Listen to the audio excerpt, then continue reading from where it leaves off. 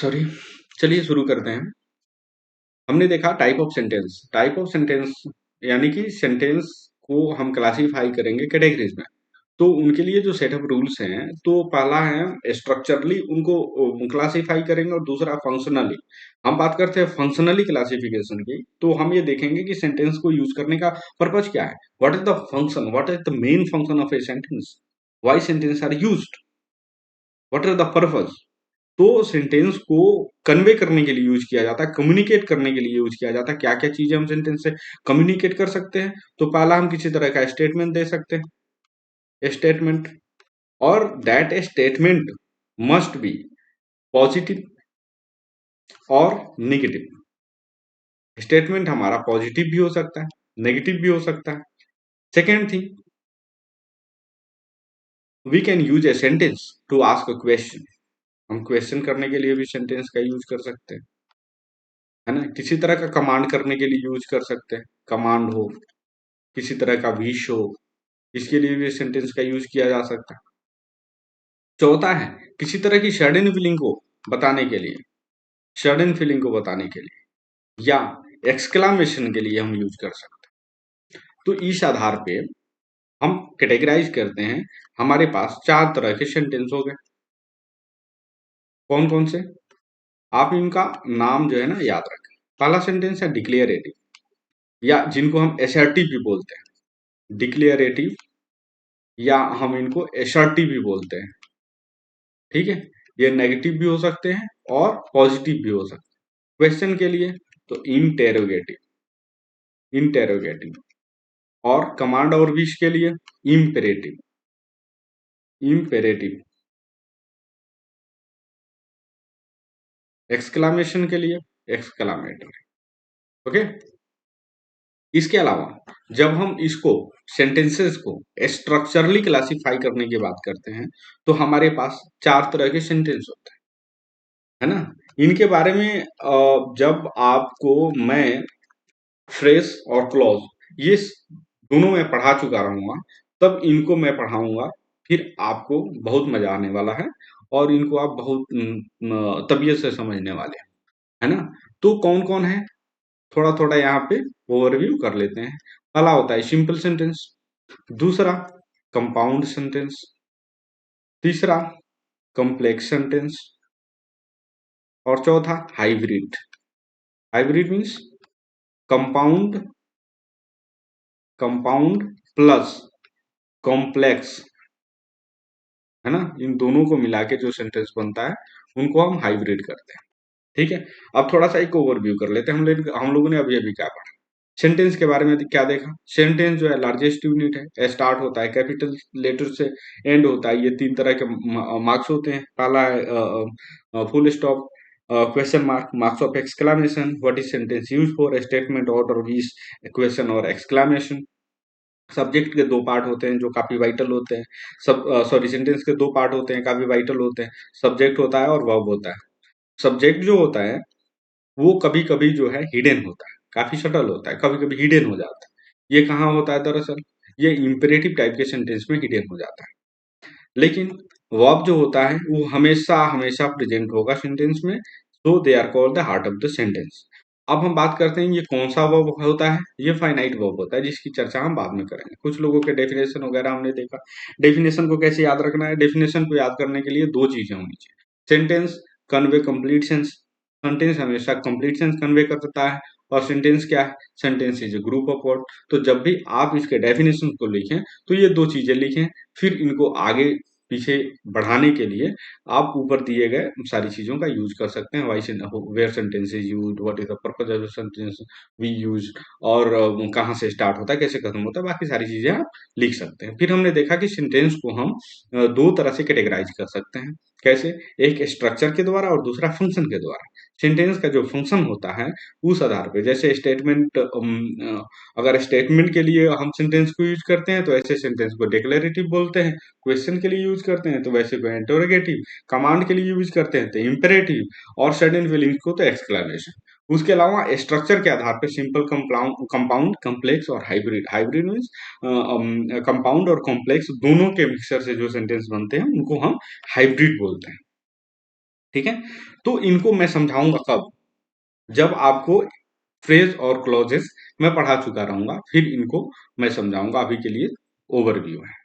ठीक है, अब एक एक करके इन सेंटेंस को देखते हैं। हमारे डिक्लेरेटिव सेंटेंस क्या है, हमारे इंपेरेटिव सेंटेंस क्या है, इंटेरोगेटिव क्या है, और एक्सक्लामेटरी क्या है। तो पहला हमारा सेंटेंस रहेगा डिक्लेरेटिव। पहला सेंटेंस रहेगा डिक्लेरेटिव। ठीक है, अभी हमने बताया डिक्लेरेटिव सेंटेंस वो सेंटेंस होते हैं जिनको, अच्छा, अभी हमने एक और नाम दिया इस सेंटेंस के लिए, जिसको एसर्टिव भी कहा जाता है। इस सेंटेंस को कहीं कहीं आपको एसर्टिव भी लिखा रहेगा। तो डिक्लेरेटिव या असर्टिव जो सेंटेंस होते हैं, simply expresses an opinion, feeling और मेक अ स्टेटमेंट और describe things. In other words, it declares something. This type of sentence is with the period, that means full stop या comma. ठीक है, तो चलिए मैंने क्या कहा कि इस सेंटेंस के द्वारा वी कैन कन्वे और communicate two things, that is statement और फीलिंग, सॉरी, स्टेटमेंट और फीलिंग। जैसे एग्जाम्पल देख लेते हैं। I want to be a good cricketer, cricketer.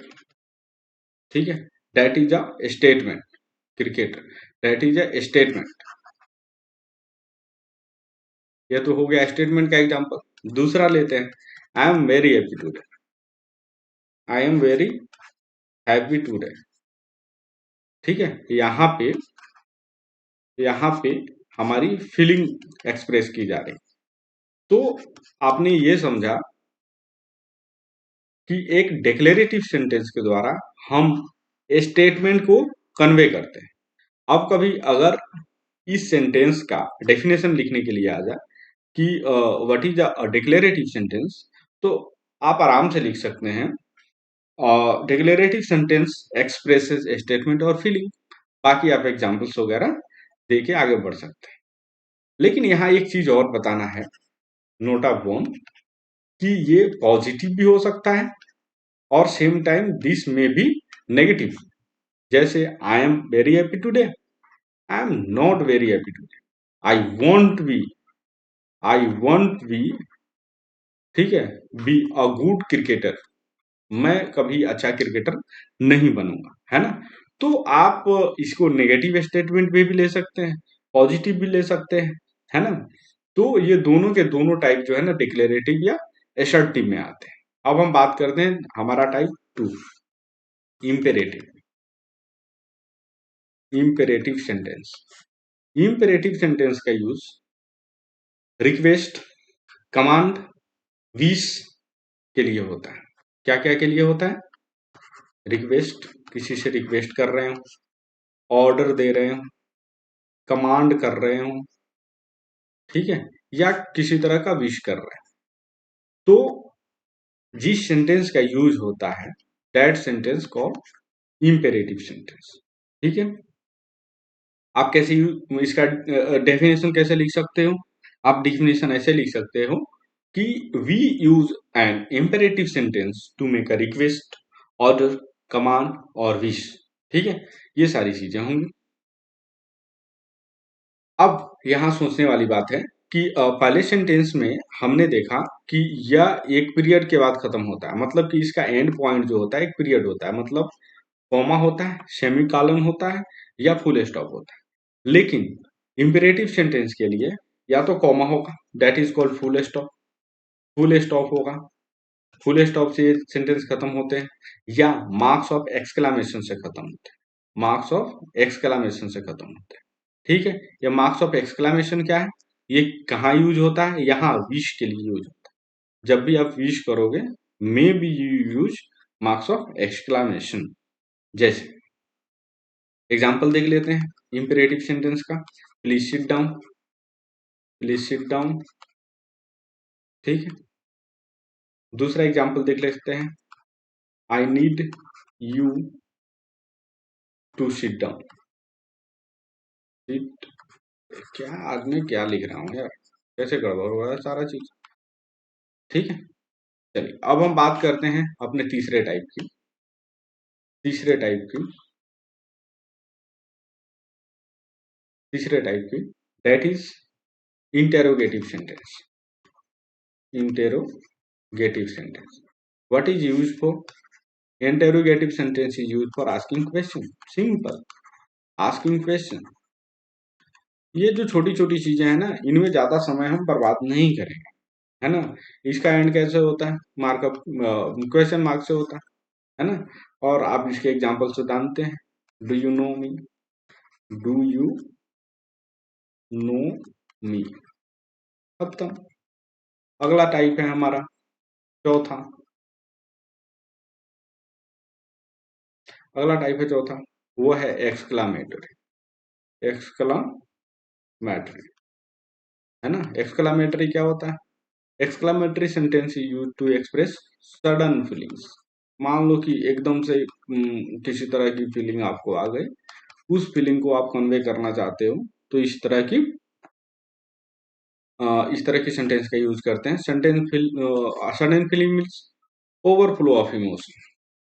Overflow of emotion, जैसे कोई सुंदर महिला जा रही है, आपको लगा what a girl, what a girl, okay. खैर ये live this, what a day it was. कभी शानदार दिन हुआ, एकदम मौसम खूबसूरत सा है, आपके मुंह से क्या निकला? What a day, what a day, क्या खूबसूरत दिन है यार। ठीक है। तो इस तरह की चीजें जो होती हैं, वो होता है एक्सक्लेमेटरी सेंटेंस, और ये खत्म होता है मार्क्स ऑफ एक्सक्लेमेशन। ओके। तो फिर से अब यहां से रिवीजन कर लेते हैं हम।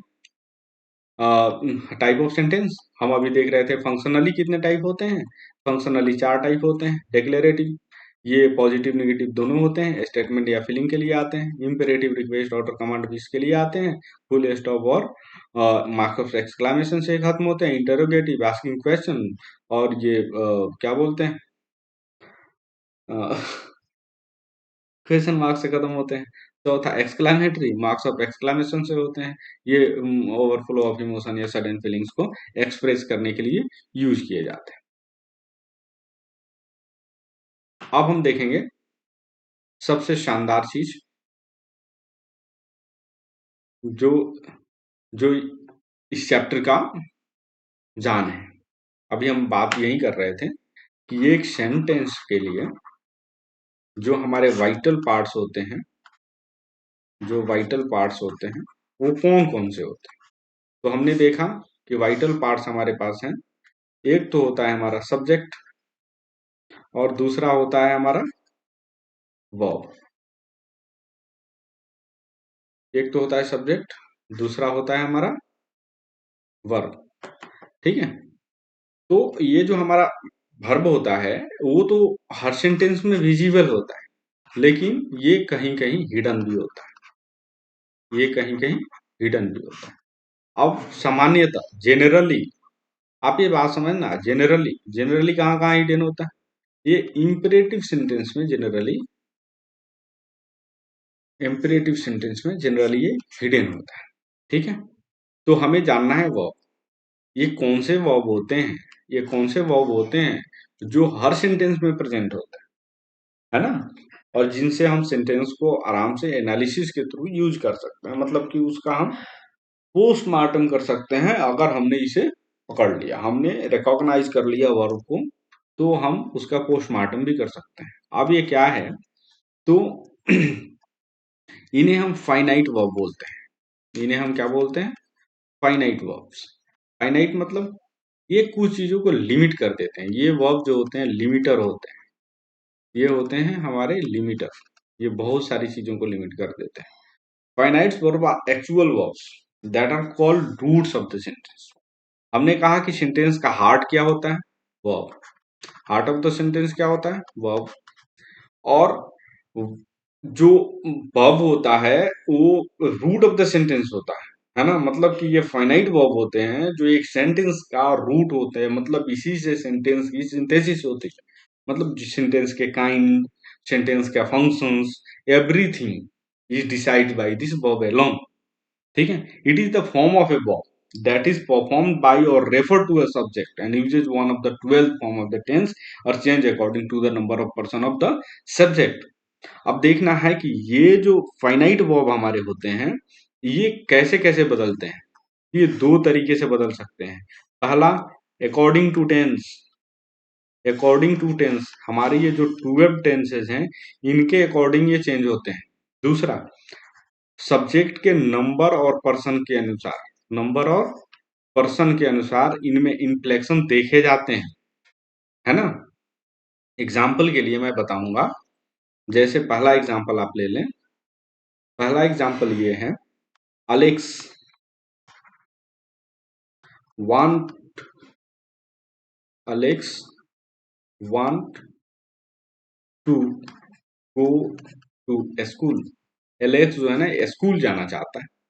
अब आप देखो इसमें एस लगा हुआ है, जरा सा मॉडिफिकेशन हुआ है वर्ब में।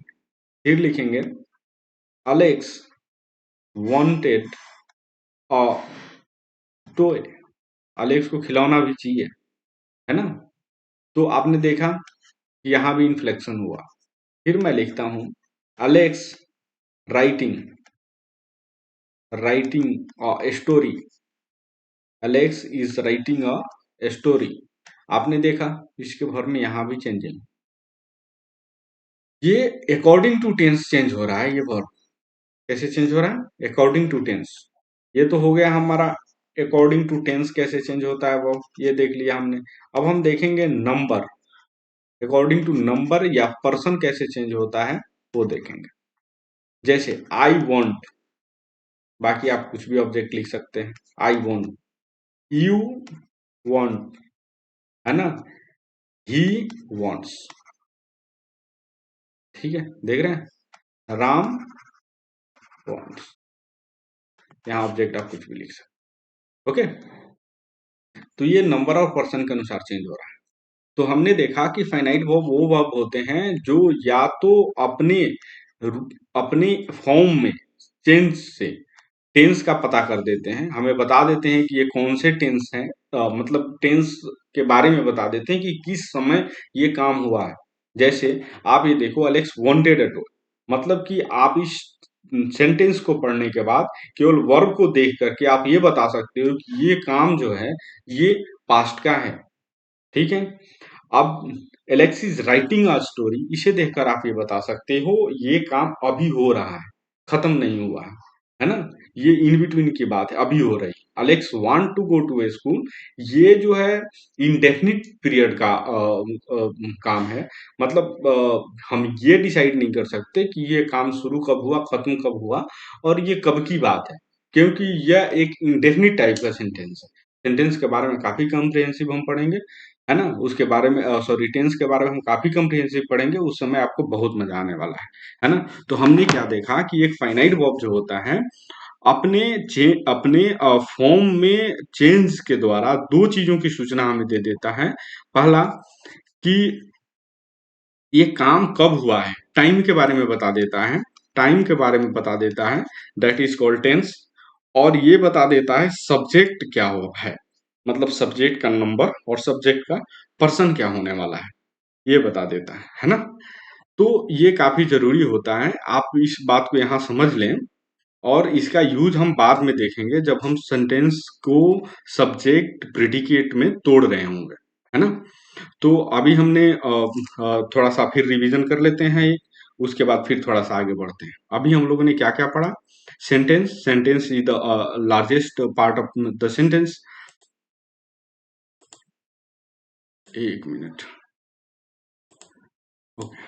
हमने देखा कि सेंटेंस जो होता है वो किसी भी लैंग्वेज का लार्जेस्ट पार्ट होता है। वो शुरू कहाँ से होता है ना, कैपिटल लेटर से। खत्म कैसे होता है, ये तीन तरह के मार्क्स हैं, इनसे खत्म होता है। हम देखते हैं सेंटेंस, है ना। सेंटेंस को यूज किया जाता है स्टेटमेंट के लिए, ऑर्डर के लिए, क्वेश्चन के लिए और एक्सक्लामेशन के लिए, है ना। अब हमने देखा कि सेंटेंस के दो पार्ट, सॉरी वाइटल पार्ट्स कौन कौन से होते हैं, सब्जेक्ट और वर्ब होते हैं वाइटल पार्ट्स में। उसके बाद हमने डेफिनेशन देखा। डेफिनेशन में दो चीजें हमेशा ध्यान देनी है, एक तो ये ग्रुप ऑफ वर्ड होते हैं और एक कंप्लीट सेंस देते हैं, इनको ही यूज करना है। अब हम उसके बाद हम लोगों ने देखा कि सेंटेंस के क्लासिफिकेशन स्ट्रक्चरली हमने क्लासिफाई कर लिया और फंक्शनली भी क्लासिफाई कर लिया। फंक्शनली जब हमने क्लासिफाई किया तो चार तरह के सेंटेंस हमें मिले, डिक्लेरेटिव, इंटरोगेटिव, इंपेरेटिव और एक्सक्लेमेटरी। एक एक करके हमने सारे टाइप्स देख लिए। डिक्लेरेटिव सेंटेंस जो होते हैं स्टेटमेंट फीलिंग देते हैं, वो पॉजिटिव निगेटिव भी हो सकते हैं और वो एक पीरियड से खत्म होते हैं। फिर इंपेरेटिव जो होते हैं रिक्वेस्ट, ऑर्डर, कमांड, विच देते हैं, फुल स्टॉप और मार्क्स ऑफ एक्सक्लेमेशन से खत्म होते हैं। Interrogative is used for asking question and end with the marks of question, a dotted question mark. Exclamatory sentence is used to express or convey sudden feeling, that is the overflow of emotion, always ended with marks of exclamation. What are the vital parts of the sentence? Vital part of the sentence is subject and verb. Subject is sometimes hidden, generally hidden in imperative sentence. Verb is always present, always visible, so they are called the heart of the sentence. और finite verb, ये जो verb होते हैं जिनके बारे में हम कह रहे हैं कि which verb are the heart of the sentence, तो finite verbs are the heart of the sentence. ठीक है ना? ऐसा क्यों? क्योंकि फाइनाइट वर्ब जो होते हैं उनके उनके फॉर्म में हमेशा आप देखोगे चेंज, वो कभी भी आपको विदाउट चेंज वो नहीं दिखेंगे, वो कभी भी अपने नेचुरल फॉर्म में या उनके जो रूट फॉर्म होता है उनमें वो नहीं दिखेंगे, है ना? तो फाइनाइट वर्ब में हमेशा इन्फ्लेक्शन देखने को मिलता है और इस इन्फ्लेक्शन के द्वारा वो टाइम और सब्जेक्ट के नेचर के बारे में बता देते हैं कि सब्जेक्ट का नंबर और पर्सन कौन सा हो है और ये काम जब हुआ है उसका टाइम क्या क्या है। और ये हमने देखा कि उसके क्या क्या हमने देखा एग्जांपल कि कैसे कैसे टेंस और नंबर के आधार पे फाइनाइट वर्ब्स में चेंजिंग आती है। ओके, अब हम देखते हैं आगे। अब हम देखते हैं आगे कि फ्रेज क्या होते हैं। तो हमारा चूंकि इसके बाद हमें पढ़ना था सब्जेक्ट प्रीडिकेट, लेकिन मैं सोच रहा हूँ कि सब्जेक्ट प्रीडिकेट से पहले आपको फ्रेज और क्लॉज के बारे में पढ़ा दिया जाए। उसके बाद हम लोग, क्योंकि सब्जेक्ट प्रीडिकेट उसके बाद पहचान करना आसान हो जाता है। तो चलिए हम पहले देखेंगे फ्रेज क्या होते हैं, है ना? फिर देखेंगे क्लॉज, फिर उनका कंपेरिजन वगैरह देख लेंगे। ठीक है? फ्रेज जो होते हैं, phrase phrase is a small group of word that form meaningful unit with in close. कह रहा है कि देखिए फ्रेज जो होता है ना, ये group of word, group of words होते हैं, ग्रुप ऑफ वर्ड्स होते हैं, है ना? हमारा सेंटेंस भी तो ग्रुप ऑफ वर्ड्स था नहीं? ग्रुप ऑफ वर्ड्स सेंटेंस जरूर था, लेकिन उसके पास अपना सब्जेक्ट था, उसके पास अपना फाइनाइट वर्ब था और अकॉर्डिंगली आपको वहां पे एक सेंटेंस को कंप्लीट करने के लिए कम्प्लीमेंट्स मिल जाएंगे, ऑब्जेक्ट्स मिल जाएंगे। लेकिन फ्रेज में चूंकि फाइनाइट वर्ब नहीं होता, ये हमेशा याद रखेंगे यहाँ, no finite verb, no finite verb. अगर कोई फाइनाइट वर्ब नहीं है तो सब्जेक्ट का कंसेप्ट भी नहीं होगा। अगर वर्ब ही नहीं है तो सब्जेक्ट किसके लिए यूज किया गया होगा? सब्जेक्ट तो होगा ही नहीं। तो ये ग्रुप ऑफ वर्ड्स होते हैं, फ्रेज ग्रुप ऑफ वर्ड्स होते हैं जो नाउन, एडजेक्टिव, एडवर्ब इन्हीं की तरह काम करते हैं। जैसे एग्जाम्पल के लिए मैं लिखने की कोशिश करूंगा कि एग्जाम्पल क्या क्या है।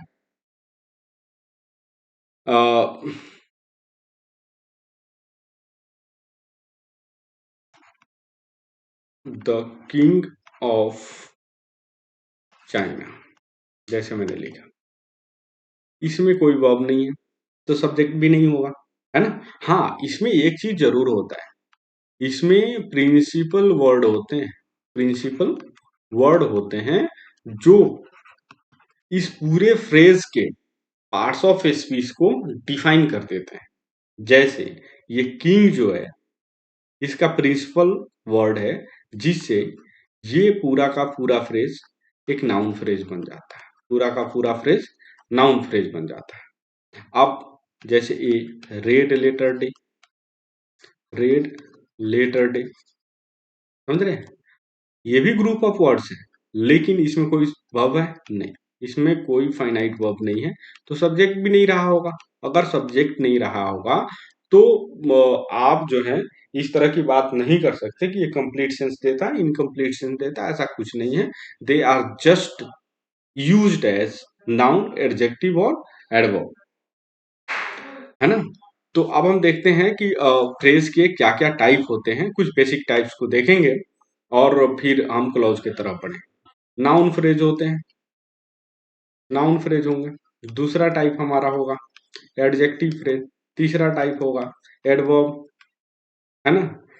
कुछ जेरंड फ्रेज भी होंगे जिनके जो नाउन कैटेगरीज में ही आते हैं। जेरंड फ्रेज भी होते हैं जो नाउन कैटेगरीज में ही आते हैं। ऐसे ही बहुत सारे फ्रेज के टाइप्स होते हैं, प्रीपोजिशनल, कंजक्शनल, इंटरजेक्शनल, अब्सोल्यूट, अपोजिटिव, वो भी नाउन के ही पार्ट हैं, है ना। पार्टिसिपल, ये एडजेक्टिव के पार्ट हैं। तो इस तरह के इनफाइनेटिव फ्रेज होते हैं जो एडजेक्टिव और नाउन दोनों के पार्ट हैं। तो इन तरह के फ्रेज होते हैं। लेकिन फ्रेज में जो मेन चीज समझने वाली है, जो हाईलाइटेड पॉइंट है, that point is that point is finite verb, है ना। क्योंकि फ्रेज में फाइनाइट वर्ब नहीं होता है। ठीक है।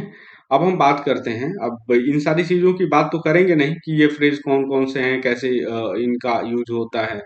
तो इसके बारे में जैसे क्लास में जो चीजें होंगी, सॉरी, ग्रामर की जो हमारी कोर्स हैं रेन एंड मार्टिन, उनमें अगर ये चीजें आती हैं और आएंगी ही, तो हम एक एक करके डिटेल में इन चीजों को पढ़ेंगे। अब हम बात करते हैं क्लॉज की। क्लॉज क्या होते हैं?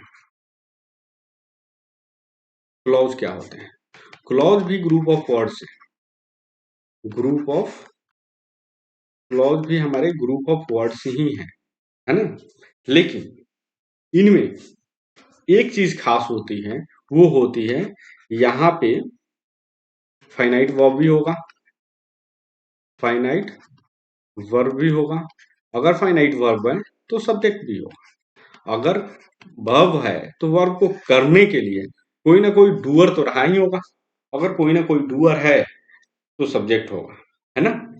तो अब यहाँ एक समस्या आती है कि अगर क्लॉज में सब सेंटेंस की तरह ही फाइनाइट वर्ब और सब्जेक्ट है, तो क्लॉज और सेंटेंस में क्या डिफरेंस?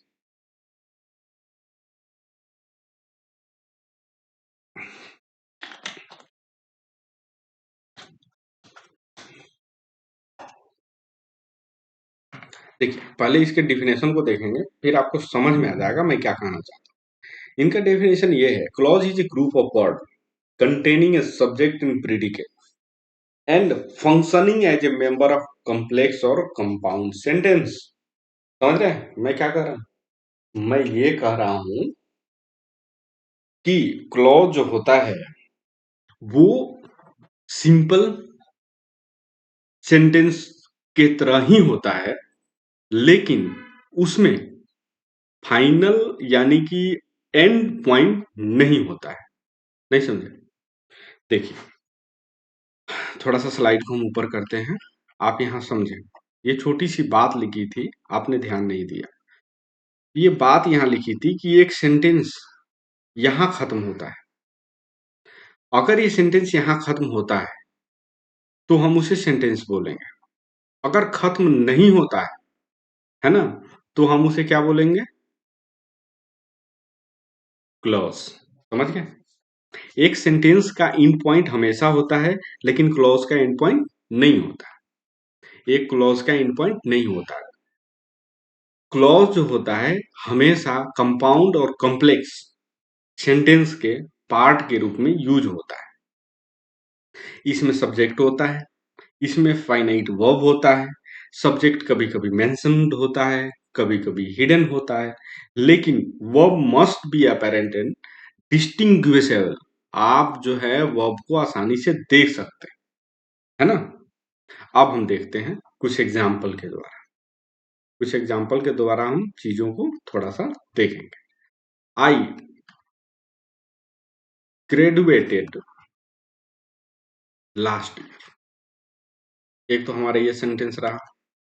दूसरा सेंटेंस देखते हैं, when I came here I saw him. ठीक है। अब ध्यान से देखिए, ये जो है पूरा का पूरा, पूरा का पूरा, आप इसे क्या कहोगे? आप इसे एक सेंटेंस बोलेंगे। क्या बोलेंगे? सेंटेंस,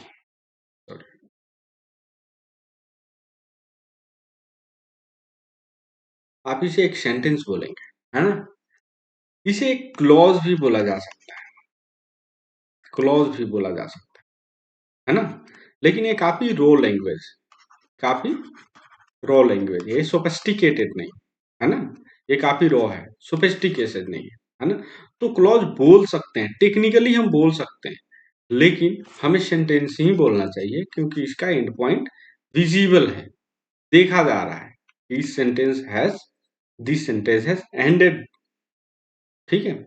लेकिन अब यहां देखते हैं, एक तो एक सेंटेंस यहां दिख रहा है, एक सेंटेंस यहां दिख रहा है। मैंने एक चीज बताया था कि आप जो है फाइनाइट वर्ब का यूज कहाँ करोगे? फाइनाइट वर्ब होते क्या है? फाइनाइट वर्ब वो वर्ब होते हैं जिनमें इन्फ्लेक्शन यानी कि उनके फॉर्म में चेंज देखा जा रहा है। तो देखिए, तो ये केम, केम क्या इसके रूप में चेंज है? हाँ, सौ, इसके मेन फॉर्म है सौ, का जो रूट फॉर्म है वो तो सी है। केम का जो है रूट फॉर्म जो है कम है, तो इनमें इन्फ्लेक्शन है, चेंजिंग है। यानी कि जितनी बार आपको ऐसे वर्ब मिलेंगे, जितनी बार आपको ऐसे वर्ब मिलेंगे जिनमें इन्फ्लेक्शन हो, तो इस बात की संभावना रहती है कि वो एक सेपरेट क्लॉज का निर्माण कर रहे हों और उनका अपना सब्जेक्ट भी होगा। अगर ये फाइनाइट वर्ब हैं तो इनका अपना सब्जेक्ट भी कहीं रहा होगा, that is the subject, that is the subject. और ये फाइनाइट वर्ब है और ये सब्जेक्ट है, तो यहां से यहां तक का पोर्शन एक क्लॉज, यहां से यहां तक का पोर्शन दूसरा क्लॉज। और इन क्लॉज के बीच का जो रिलेशन वही कंपाउंड और कम्प्लेक्स सेंटेंस को फॉर्म करता है ना? इसके बारे में हम बाद में जानेंगे कि उनके बीच का रिलेशन कैसे एस्टेब्लिश किया जाता है, कौन कौन से वो टूल्स होते हैं जिनका यूज करके दो क्लॉज को, तीन क्लॉज को, चार क्लॉज को मर्ज कर करके कंपाउंड, कम्प्लेक्स या हाइब्रिड सेंटेंस बनाया जाता है। हाँ, यहाँ एक चीज मैं जरूर बताना चाहूंगा कि जो सेंटेंस सिंगल क्लॉज के होते हैं उन्हें हम सिंपल सेंटेंस बोलते हैं, सिंपल सेंटेंस बोलते हैं, ठीक है? तो सिंपल सेंटेंस को जब भी डिफाइन करना हो तो ऐसे लिख सकते हैं, a sentence having a single clause is called simple sentence, है ना? और कंपाउंड, कॉम्प्लेक्स और हाइब्रिड जो सेंटेंस होते हैं वो टूल्स के माध्यम से वो जुड़े होते हैं, दो, तीन, चार, पांच, जितने भी तरह के आप क्लॉज हैं उनको जोड़ सकते हैं। उनको जोड़ने के बाद कंपाउंड, कॉम्प्लेक्स और हाइब्रिड सेंटेंस बनते हैं। उनको जोड़ने के लिए प्रीपोजिशन, है ना? उनको जोड़ने के लिए प्रीपोजिशन, कंजंक्शन, है ना? और रिलेटिव प्रोनाउंस का यूज किया जाता है ना? तो ये सारी टूल्स जो हैं, ये टूल्स कौन कौन से हैं, कौन कोऑर्डिनेटिंग है, कौन सबऑर्डिनेटिंग है, इस तरह के जो भी टूल्स हैं इनकी चर्चा हम बाद में करेंगे, सारी चीजें एक दिन में नहीं हो सकती। तो मोटा मोटी बात आप जो है यहाँ पे आपने समझ ली। अब हम बात करते हैं कैसे डिस्टिंग, थोड़ा सा उनको देख लेते हैं कि ये क्लॉज जो होते हैं, क्लॉज के कौन कौन से टाइप्स होते हैं। टाइप्स में होता है इंडिपेंडेंट, डिपेंडेंट, और जो डिपेंडेंट होते हैं वो adjective, noun, adverbial, principal, coordinate, non finite. तो इस तरह के बहुत सारे टाइप होते हैं क्लॉज को, उनको भी विस्तृत रूप से हम पढ़ेंगे, ठीक है? अभी के लिए हमने देखा फ्रेज और क्लॉज। अब हम आपसे दोनों को अलग अलग डिस्टिंग्विश करने की बात कर रहे हैं कि आप डिस्टिंग्विश कीजिए कि एक तरफ हमने लिख दिया फ्रेज और दूसरी तरफ लिख दिया क्लॉज। क्लॉज डेफिनेशन लिखने के समय में दोनों तरफ आप तो यही लिखेंगे, ये ग्रुप ऑफ वर्ड्स हैं, ये भी ग्रुप ऑफ वर्ड्स हैं,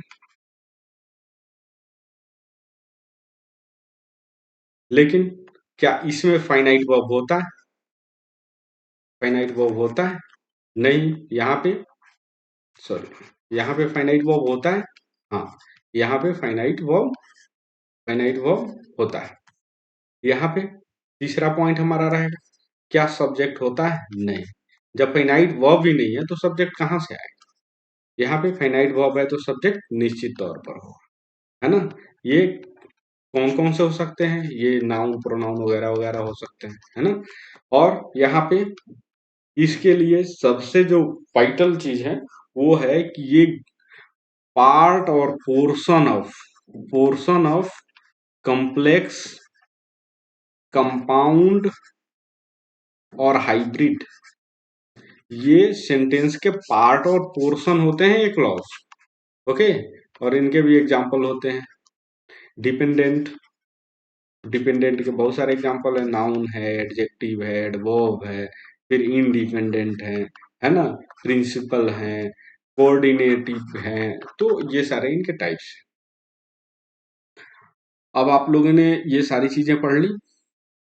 अब हम देखेंगे सब्जेक्ट और प्रेडिकेट। हमारा आज का लास्ट टॉपिक होने वाला है सब्जेक्ट और प्रेडिकेट।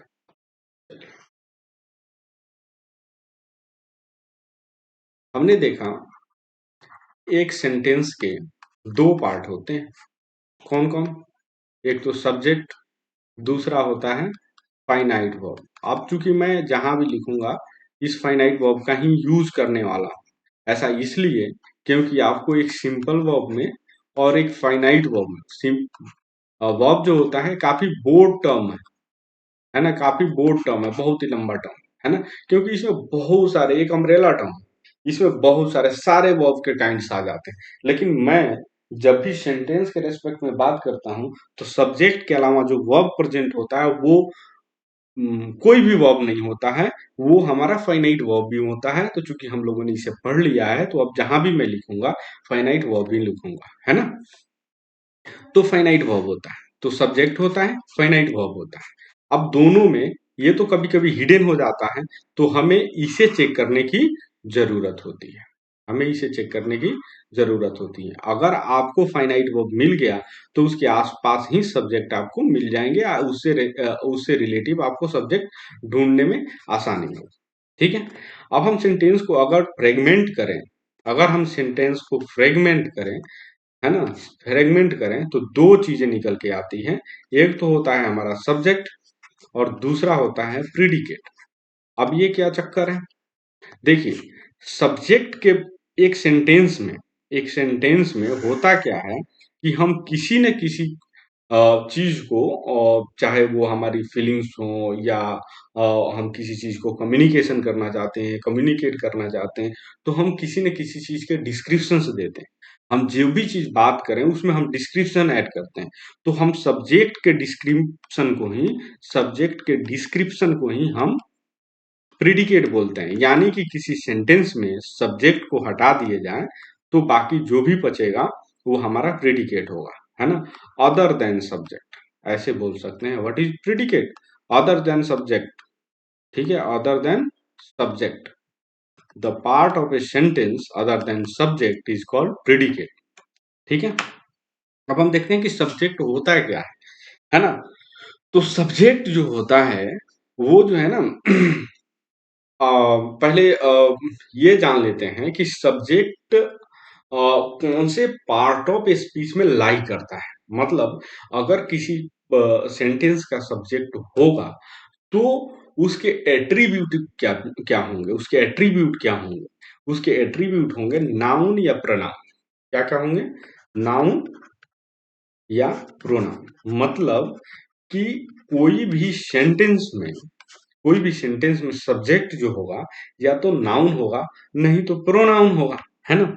अब हम बात करते हैं कि क्या एक सिंपल नाउन और प्रोनाउन के अलावा भी सेंटेंस के सब्जेक्ट हो सकते हैं? जी हाँ। इसीलिए तो हमने अभी फ्रेज और क्लॉज पढ़ा है। अब इसमें आप ऐसे ऐड कर सकते हो, नाउन फ्रेज, नाउन फ्रेज और नाउन क्लॉज, है ना। ये भी सब्जेक्ट हो सकते हैं किसी सेंटेंस के। और इनकी चर्चा हम करेंगे आगे। आपको सारी चीजें डिटेल में मिलेंगी कि सब्जेक्ट में कौन कौन से सब्जेक्ट होते हैं, सिंपल सब्जेक्ट क्या है, कंपाउंड सब्जेक्ट क्या है, इस तरह की सारी चीजें मिलेंगी। The subject of a sentence is a noun और pronoun which the sentence is all about. मतलब एक सेंटेंस, एक पूरा का पूरा सेंटेंस जिस चीज के बारे में है, मतलब कि सेंटर पॉइंट जो है सेंटेंस का, दैट इज कॉल्ड सब्जेक्ट। उसी के बारे में तो सारी चीजें हो रही, सारी चर्चाएं हो रही है। To determine the subject we need to isolate the verb, then ask what, who before it and take a look. देखिए क्या है कि सेंटेंस में सब्जेक्ट को जानने के लिए जो टूल होता है मैं बता देता हूँ यहाँ टूल क्या होता है। टूल क्या होता है, पहला काम करना है आपको, फाइनाइट वर्ब लेना है, फाइनाइट वर्ब को आइसोलेट करना है, निकाल लेना है। दूसरा, हु या व्हाट, ये क्वेश्चन करना है कब, जब आप आइसोलेट कर लेते हो फाइनाइट वर्ब को। द एग्जाम्पल के लिए यहां लिखते हैं, the student went to the book store. हमने एक सेंटेंस लिखा। पहला काम क्या है कि आपको फाइनाइट वर्ब खोजना है, तो हमारा फाइनाइट वर्ब ये रहा, इसको निकाल लेना है। मैंने निकाल लिया वेंट। अब इनमें से, दोनों में से जो भी सुटेबल लगे, वर्ड आपको पता है वो क्या बोलते हैं, कभी कभी प्रॉपर वर्ड नहीं आते हैं दिमाग में। जैसे सजीव निर्जीव, उनके लिए जो लिविंग नॉन लिविंग, हाँ, तो जो नॉन लिविंग चीजें होंगी, है ना, उनके लिए व्हाट का यूज करेंगे आप, और जो लिविंग चीजें होंगी उनके लिए आप हु का यूज कर सकते हैं। वैसे ह्यूमंस के अलावा बहुत सारी चीजों को इंग्लिश में पर्सनिफाई नहीं किया गया, तो आप ह्यूमंस के अलावा बाकी सारी चीजों के लिए व्हाट का यूज कर सकते हैं।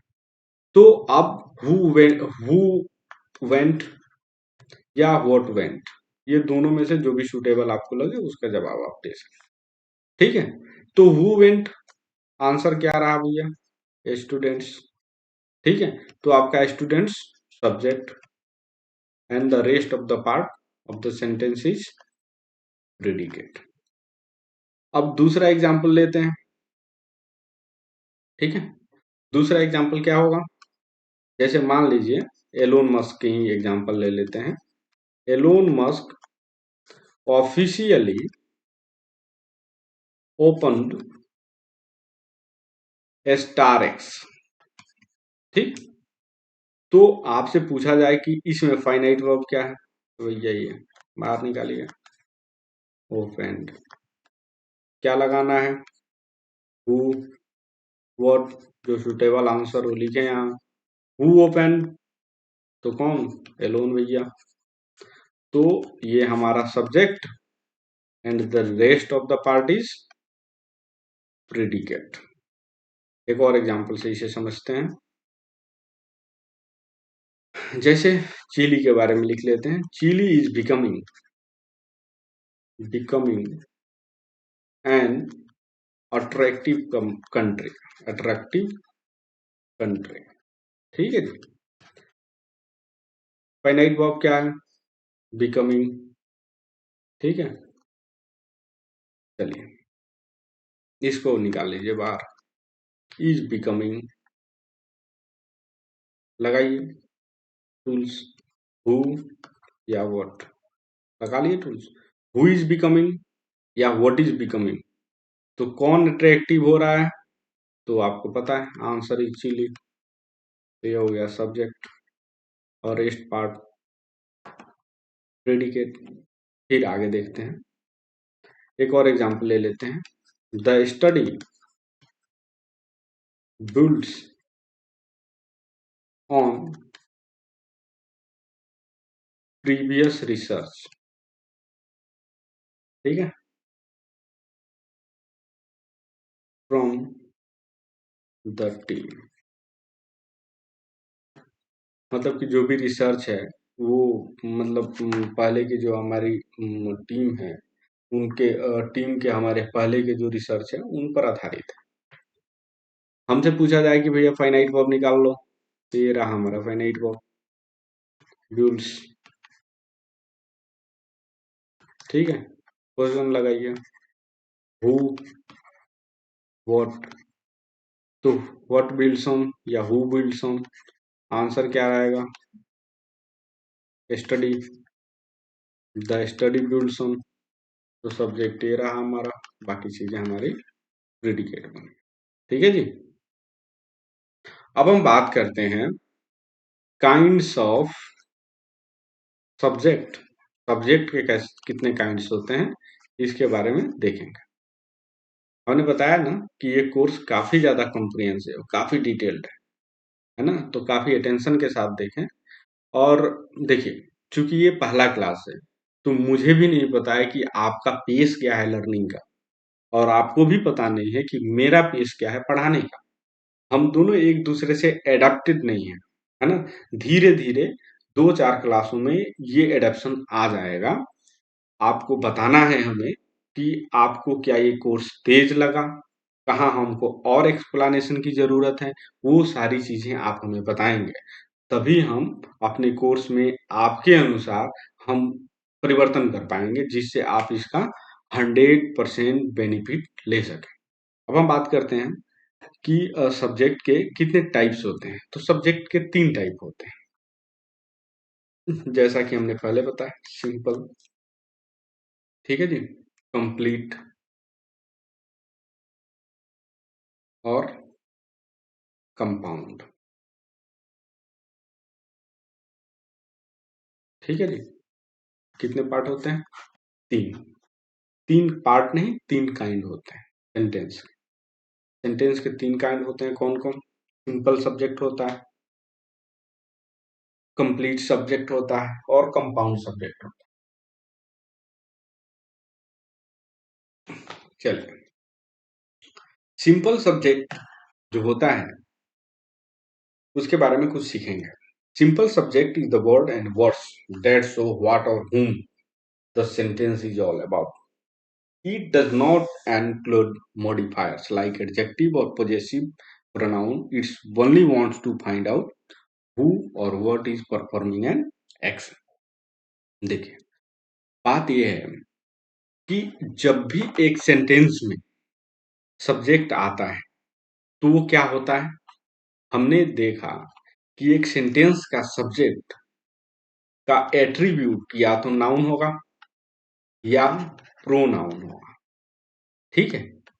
तो नाउन और प्रोनाउन को अगर हमें मॉडिफाई करना हो, मतलब इनको, अब मॉडिफाई को कैसे समझा सकते हैं ऐसे, ये मान लीजिए कि इनको स्पेसिफाई करना, जैसे हमने लिखा पेन, ठीक है, तो हम ऐसे कर सकते हैं रेड पेन, रेड पेन कर सकते हैं, है ना। तो ये जो हमारा है ना, ये मॉडिफायर है, इसको हम कहते हैं अंग्रेजी में मॉडिफायर, है ना। तो ये कह रहा है कि जो भी सेंटेंस के सब्जेक्ट होंगे विदाउट मॉडिफायर, विदाउट मॉडिफायर, ठीक है, अगर विदाउट मॉडिफायर लिखेंगे उनको हम सिंपल सब्जेक्ट बोलेंगे, ठीक है जी। जैसे एग्जांपल के लिए एक सेंटेंस में लिख रहा हूं, द गर्ल,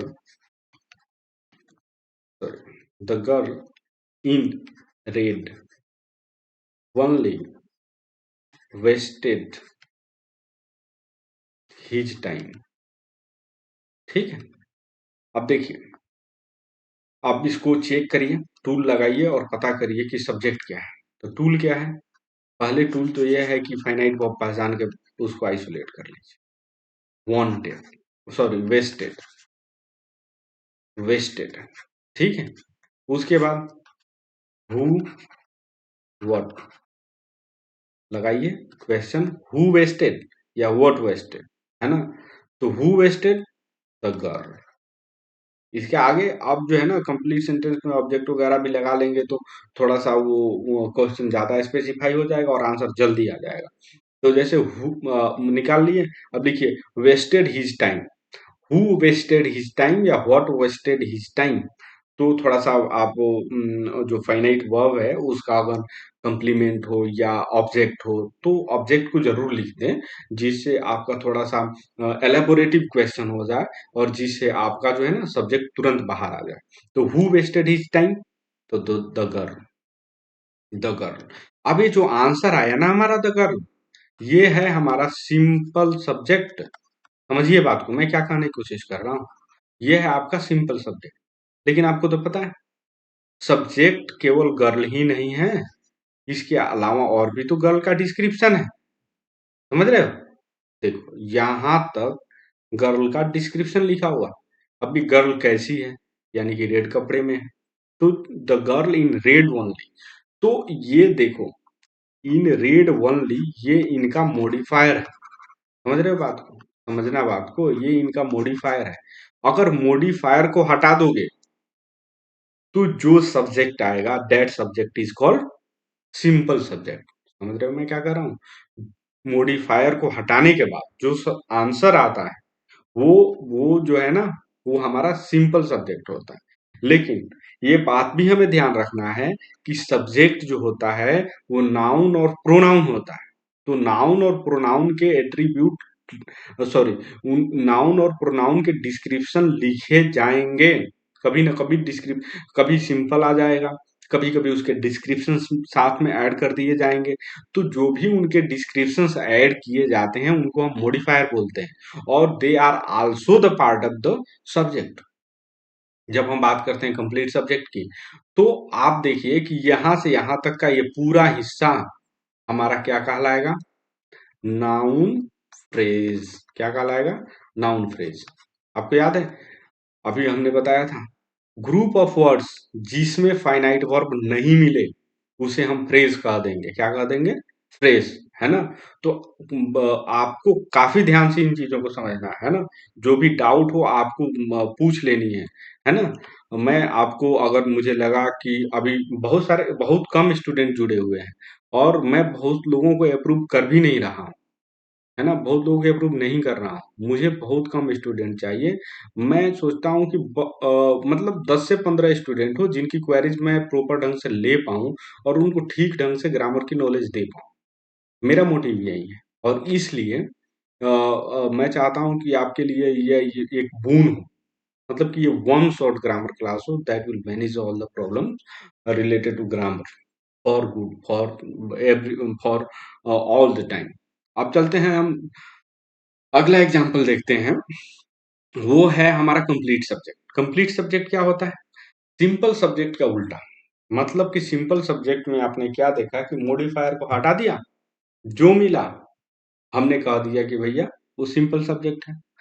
और हम देखेंगे कि जब मॉडिफायर को भी मिला दोगे तो जो आएगा वो हमारा क्या कहलाएगा? Complete subject.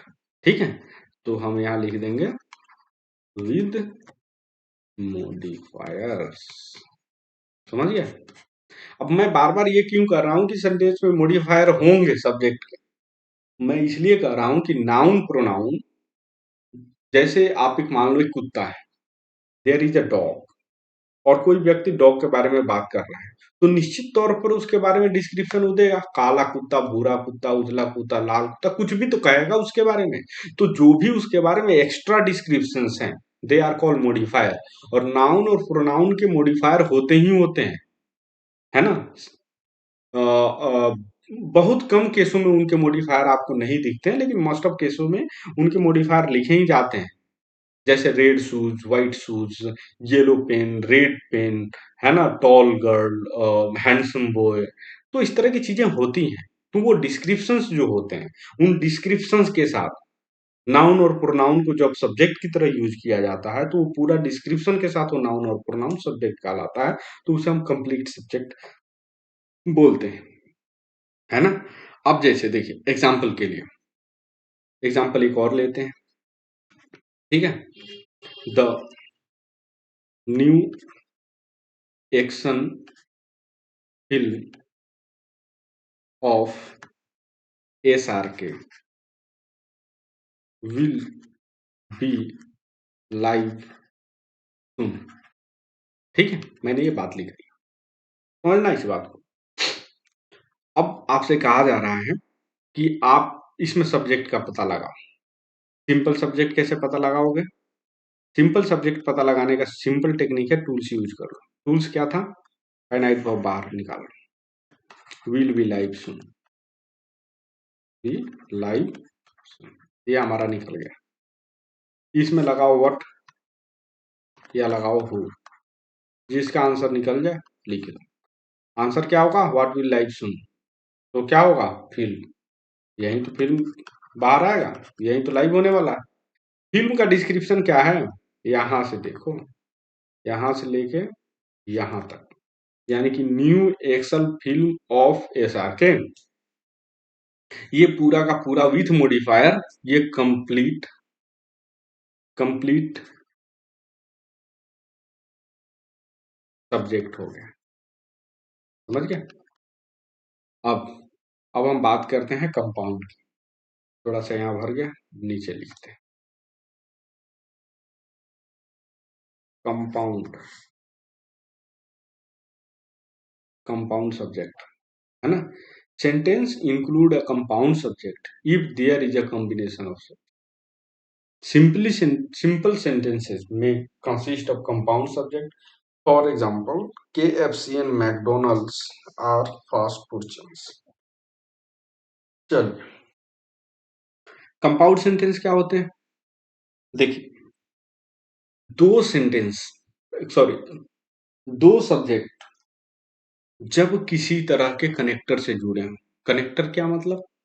कनेक्टर का मतलब ये है कि वो किसी तरह के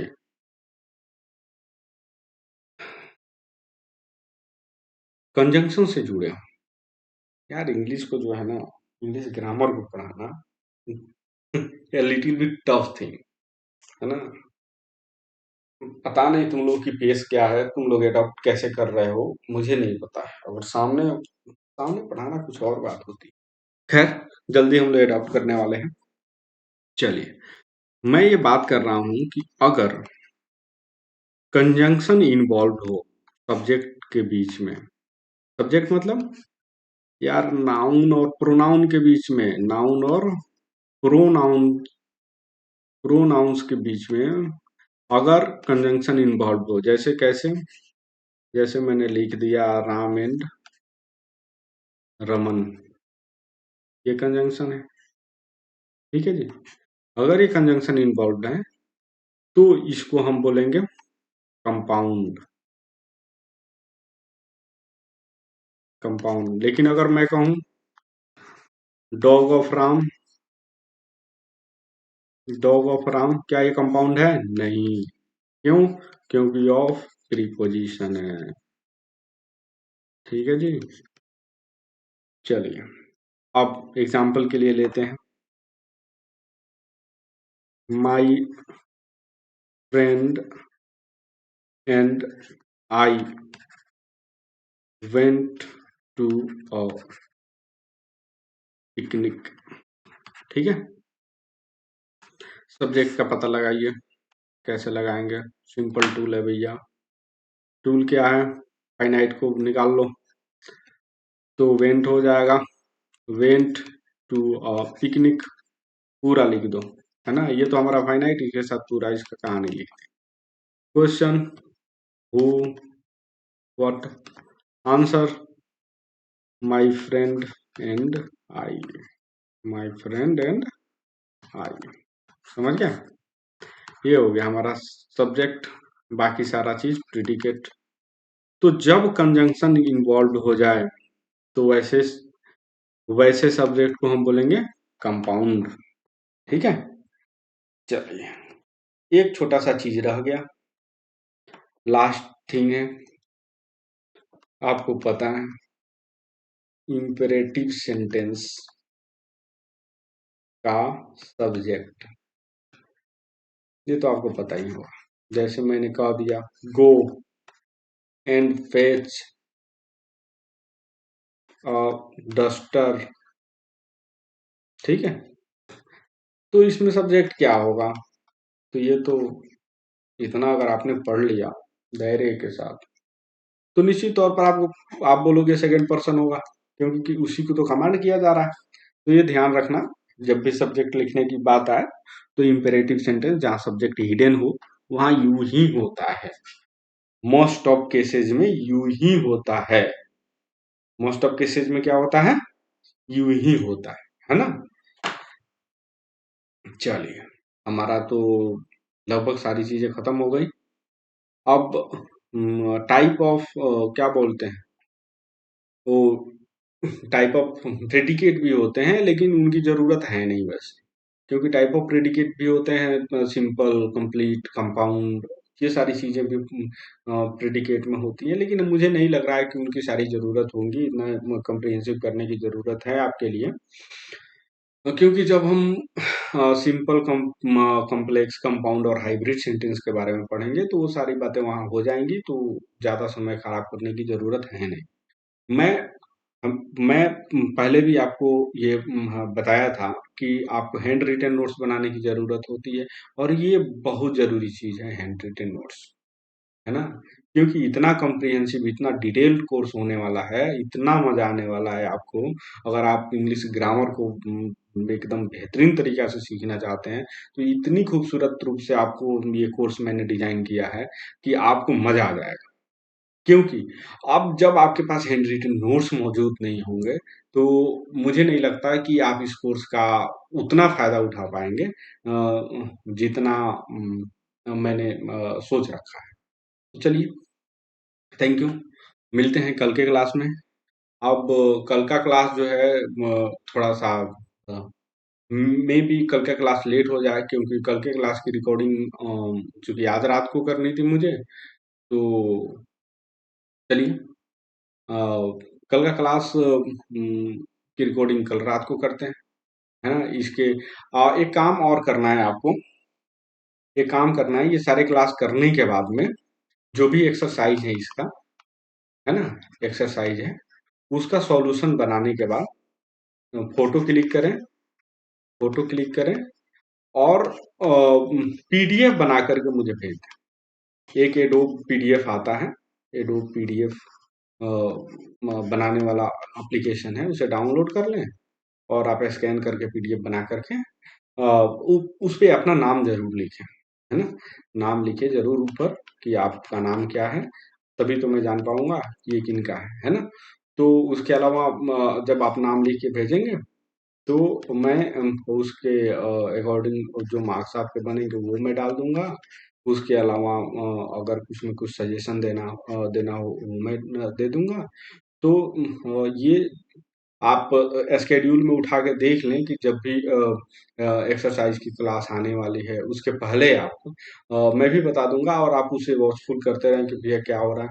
तो उसमें जब भी इस तरह की बातें हैं, एक्सरसाइज के पहले आपको पूरा एक्सरसाइज करके मुझे भेजना है, और फिर मुझे पता चलेगा कि कहाँ कहाँ आपको समस्या है, तो मैं डिटेल सॉल्यूशन दे पाऊंगा।